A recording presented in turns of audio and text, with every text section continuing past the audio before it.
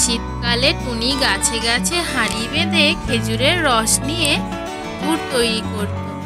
সেই গুড় বাজারে বিক্রি করে প্রতি বছর তার বন্ধু কাকের তুলনায় একটু বেশি লাভ করত। এতে কাকের খুব রাগ হতো। তাই কাক ঠিক করে টুনির খেজুরের রসে চুরি করবে, তার রস টুনিকে দেবে। তো বোকা কাক জানে না যে জাদু ওই গাছের রসে নয়, জাদু আছে টুনির হাতে। তাই তো গুড় অত সুন্দর হয়।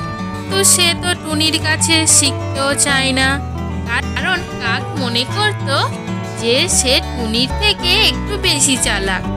টুনি ছিল একজন সৎ পাখি। কাক ও টুনি যখন বাজারে যেত তখন টুনির গুড় বেশি দামে ও তাড়াতাড়ি বিক্রি হয়ে যেত, এবং যদি ফুরিয়ে যায় সবাই পরের দিনের জন্য অর্ডার দিয়ে যেত। একদিন টুনির অনেক লাভ হয় ও সে একটা কানের দুল কিনে নিয়ে যায়।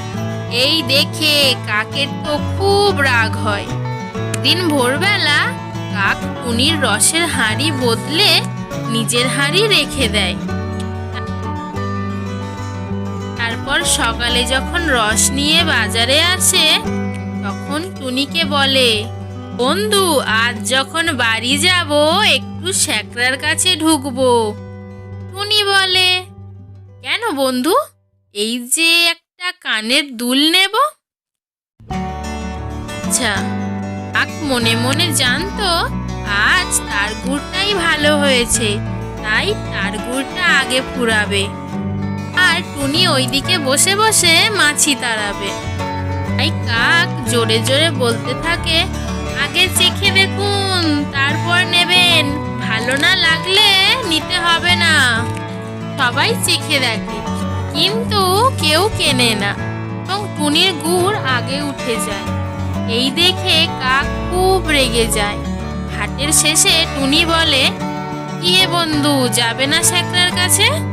কাক বুঝতে পারে যে জাদু ওই টুনির হাতে আছে, গাছের রসে নয়।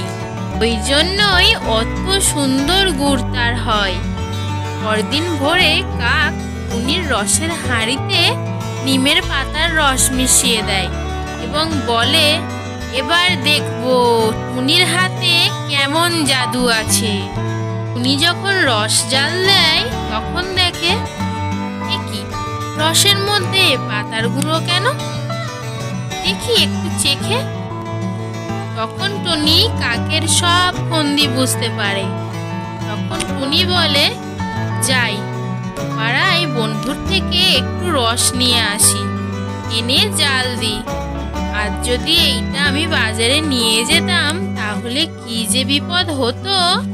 এই বলে টুনি বন্ধুর থেকে একটু রস এনে গুড় তৈরি করে। বাজারে এসে কাক বলে, কি হে টুনি, তোমার এইটুকু গুড় কেন আজ? টুনি বলে, দেখো না বন্ধু, রস জাল দিতে গিয়ে আমার পা লেগে সব রস নষ্ট হয়ে গেছে, তাই তো আজ এইটুকু গুড়।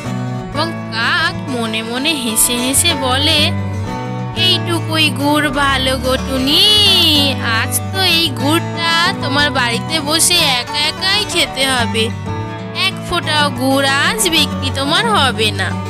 সবাই টুনির গুড় চেখে দেখে। সবাই বলে, কি হে টুনি, অন্য দিনের থেকে তো আজ তোমার গুড়টা বেশি সুস্বাদু হয়েছে, তাও দেখি তাহলে একবার। নিমের পাতার রস দিলে বুঝি গুড়ের স্বাদ আরো বেশি হয়ে যায়। এটা যদি আমি আগে জানতাম তাহলে তো আমি আমার গুড়ে আগে দিতাম। ইস, ছি ছি ছি ছি ছি। পরের দিন কাক তার গুড়ে নিমের রস মিশিয়ে আনে ও বাজারে এসে বলে, চেখে দেখুন, চেখে দেখুন, ভালো না লাগলে পয়সা ফেরত। চেখে দেখুন, চেখে দেখুন, ভালো না লাগলে বলবেন পয়সা ফেরত। সবাই চেখে দেখে, কিন্তু কি জিনিস খাওয়ালে তুমি? কি তেতো, যেন নিমের পাতার রস মেশানো আছে। মুখটাই নষ্ট করে দিলে আমার। এ গুড় আমি বিনামূল্যেও নেব না। তো মুখটা আমার একদম নষ্ট হয়ে গেল। ছি, কাক বলে, হায় হায় হায় হায়, এ কি করলাম আমি? আমি সেই বুদ্ধুই রয়ে গেলাম।